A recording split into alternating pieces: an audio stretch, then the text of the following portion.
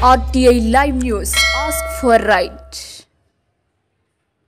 నమస్తే welcome to RTI live news. Komaram Bheem Asifabad జిల్లా బెజ్జూరు మండలం లంబాడిగూడ గ్రామ పంచాయతీ పరిధిలోని బొగుడగూడ గ్రామంలోని వ్యవసాయ కుటుంబానికి చెందిన తోడికోడలకు స్టాఫ్ నర్సులుగా 2 కొలువులు లభించడంతో వారు ఆనందం వ్యక్తం చేశారు. ఉద్యోగం సాధించాలన్న పట్టుదలతో కాంట్రాక్ట్ పద్ధతిలో దవాఖానాల్లో పనిచేస్తూ కుటుంబ సభ్యుల ప్రోత్సాహంతో స్టాఫ్ నర్స్ పరీక్షలు రాసి సోమవారం రోజున వెలువడిన ఫలితాలలో ఉత్తీర్ణులు కావడంతో ఒకే కుటుంబానికి చెందిన గోమాసే పుష్ప, గోమాసే పత్రుబాయిలకు కొలువులు లభించాయి. ఈ సందర్భంగా మంగళవారం మధ్యాహ్నం 1 గంటకు వారు మాట్లాడుతూ కుటుంబ సభ్యుల ప్రోత్సాహంతో చదివి కొలువులు సాధించడం ఆనందంగా ఉందని తెలియజేశారు.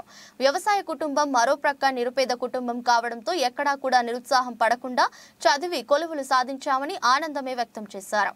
నిరుపేద వ్యవసాయ కుటుంబంలో 2 కొలువులు రావడంతో మండల ప్రజలు, పలువురు ప్రజా ప్రతినిధులు, అధికారులు కొలువులు సాధించిన పుష్ప, పత్రుబాయిలను అభినందిస్తున్నారు.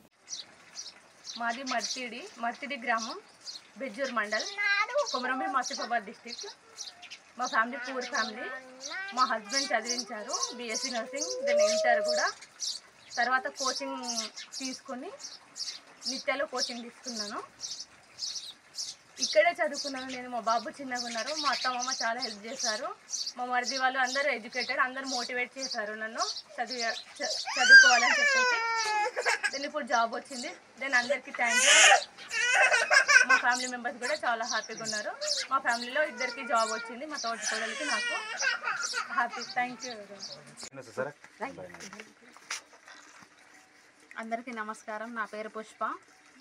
మా ఊరు పెంచుకల్పేట, మా అత్తారూరు బొగుడగూడ. మేము జాబ్ కొట్టుకోవాలని చాలా కష్టపడ్డాము. చిన్న చిన్న పిల్లలు ఉన్నారు మాకు.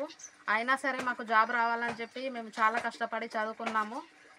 గవర్నమెంట్ హాస్పిటల్లో కాంట్రాక్ట్ బేసిక్లో జాబ్ చేస్తూ మరి లీవ్స్ లేకున్నా కానీ డైలీ డ్యూటీ చేస్తూ మిగతా టైంలో మేము కష్టపడి చాలా చదువుకున్నాము.